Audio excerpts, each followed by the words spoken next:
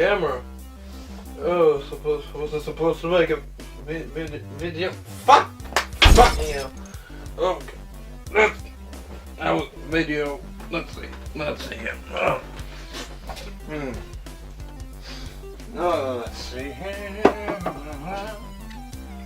Gun? Yeah. The other thing. Good. Oh, wait. Oh, Jesus. This is Berghani, and this is Gun. Oh. I destroyed it.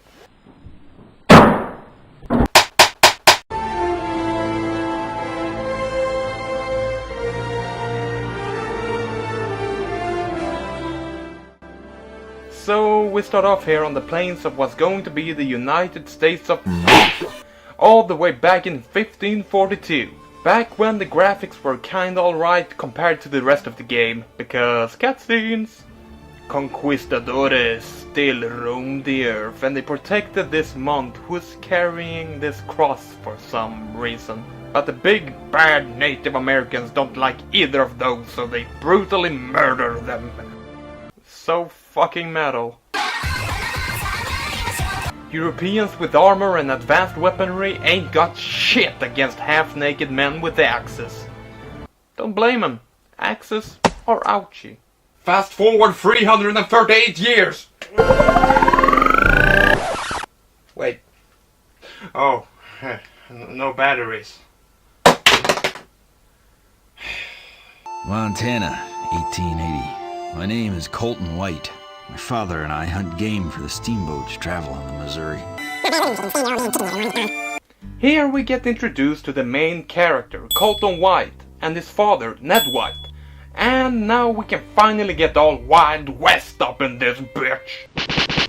But not before hunting a bunch of Mother Nature's children, of course.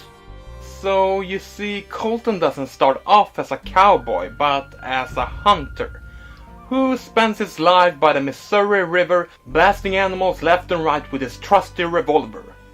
Because hunting them with a long-range weapon would just make too much sense.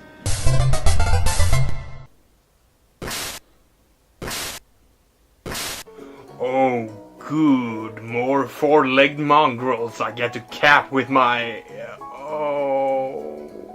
It's gonna be one of those days, isn't it? After Colton manages to kill a bear with his kitchen knife, it happens. Him and Ned are picked up by a steamboat, which is the perfect place for a plot to start.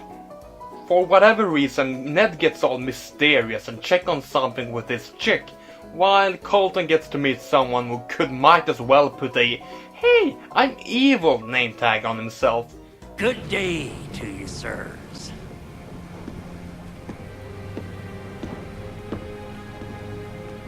If that's a man of the cloth, then I'm the king of Siam. However, instead of doing so, he settles with an axe plugged right into the chick Ned was talking to. Not a euphemism, by the way. Again, axes equals ouchie. After I will be done! Follows a chaotic hullabaloo.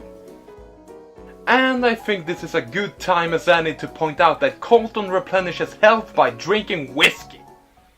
Link picks up hearts. Bayonetta sucks on lollipops. But Colton, he solves his problem by taking a swig out of that trusty bottle.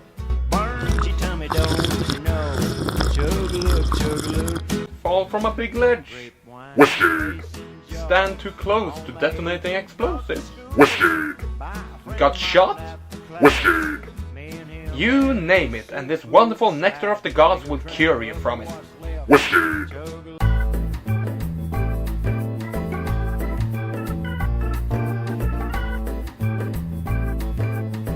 When the steamer is overrun by savage village people rejects, Ned makes the ultimate sacrifice by throwing Colton into the water and fending off the enemies by himself. But not before being all like, "No, I'm not your father. GG, take this token and sink like a brick." And while this is supposed to be all dramatic and sad and stuff, I do need to ask why Ned isn't able to jump down in the water with Colton. It's not like he was forced to stay, like he wasn't stuck there or anything. He had as big as of a chance to get off as Colton did. The railing is right there, you old coot! You could have just done this, and we'd all be happy like a big happy family, and live happily ever after! There! But no, we have to get our revenge plotline going, so yeah, old man kicks the bucket. Best story, 12 out of 5, good game, absolutely the best. Whiskey. Next stop, Dodge City. Ever heard of getting out of Dodge? Yeah, the writers were really clever on that one. Colton is to take this token his snotfather gave him to the Alhambra, a tavern/cat house.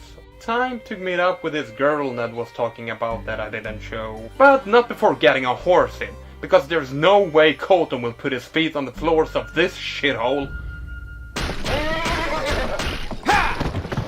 Oh, got the horsey in. He's resting. Speaking of horses, this is what it looks like when you maneuver one. As you can obviously see from this wondrous display, the animators went out of their way to bring us the most lifelike horse movements ever.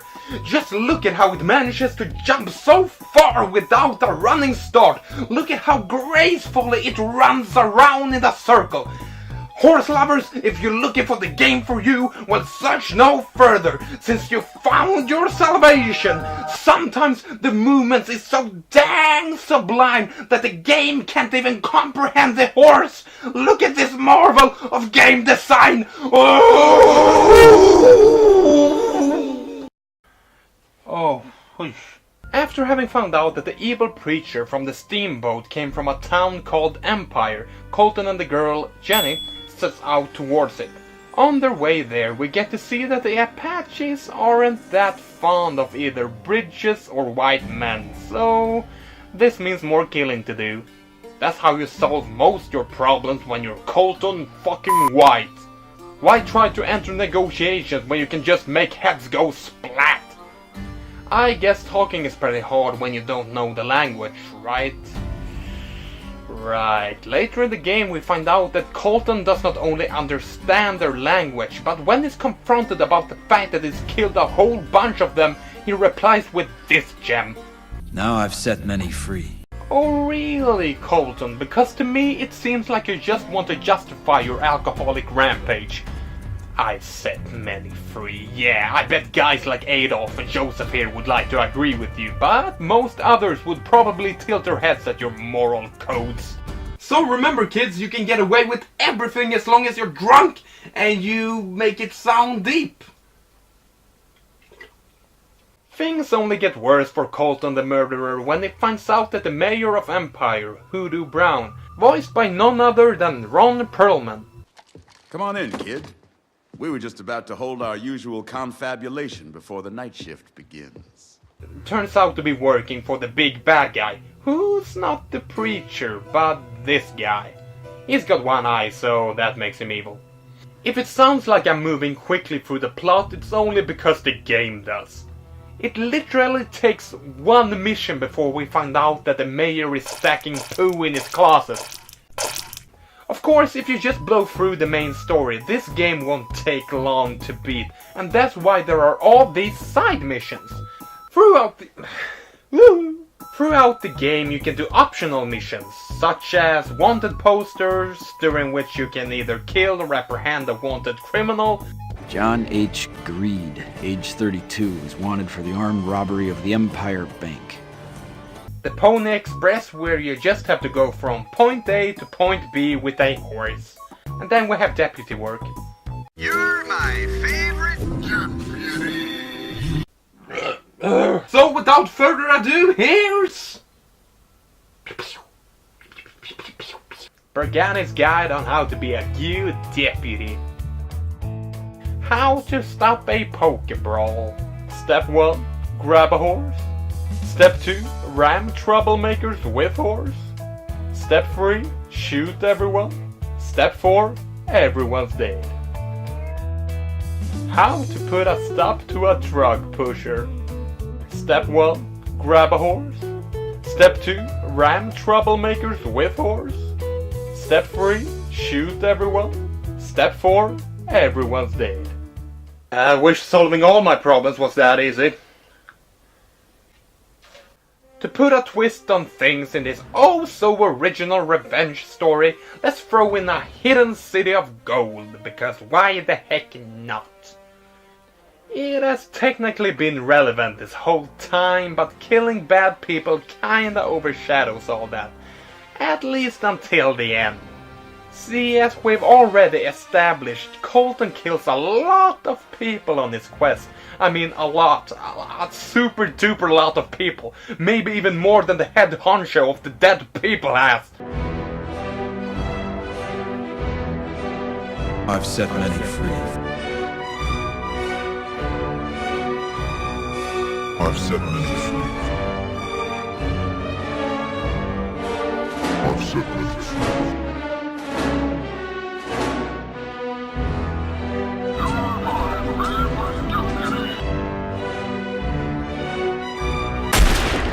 And that's the way it is. Colton's revenge quest could have been avoided if a certain someone had just jumped over the damn railing. Yeah, I'm still kinda salty about that. To make a long story short, the big baddie wants this piece of a golden cross, which, together with another part, shows the location of the Gold City. Ned had one of the pieces in a safe on the steamboat, being the reason why it was attacked. Now, if you would have only given the piece to him, you could have avoided a lot of bloodshed, plus make a man filthy rich. I got money in the bank. Shout out what you drank. I got money in the bank. I mean, none of the protagonists want this gold city for themselves, so why do they even care? Let the man find his city of gold and go on, living your happy little life, hunting every creature under the sun. You see, when a game makes you side with the villains, that's when you know, I'm not really sure if it makes it better or worse. Why am I even talking about this game if it sucks so bad? Well, I don't fucking know. Sometimes you can like stuff without it being the next Michelangelo. Don't judge. Yeah, it's a so bad it's fun kind of experience. The story takes itself way too seriously and is so cliched it's hard not to enjoy it. The main character is your typical gruff hero. There's the arguably cute but tough girl character who's only in the game to boost the revenge plot further, and the one-eyed pig who couldn't get more evil even if you wrote "grrr evil" on his forehead. Ron Perlman is great though. Yeah, I think you get the point. So, would I recommend Gun? No, not in the slightest. But if you would happen to play it, you could at least get a good laugh out of it. So that's good. Yeah.